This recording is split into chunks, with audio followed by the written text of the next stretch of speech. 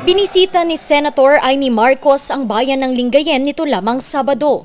Pinangunahan niya ang pamamahagi ng Assistance for Individual in Crisis Situation Program ng DSWD. Higit 1,000 benepisyaryo ang nakatanggap ng tig 3,000 pesos sa bayan.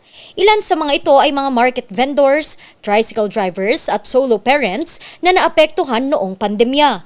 Namahagi rin ng senadora ng Nutribonds at mga laruan sa mga kabataan. 5 milyong piso ang tiniyak na ibibigay ng senador sa bayan para pondohan ang mga livelihood programs para sa sektor ng agrikultura at food processing ng bayan.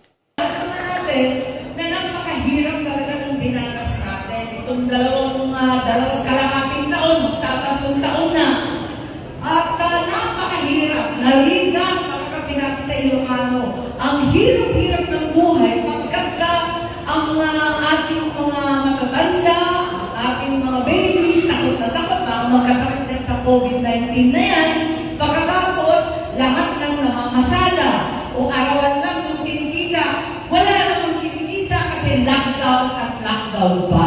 Pagkatapos nito, dumiretso rin sa katabing bayan ng Binmaley ang senadora.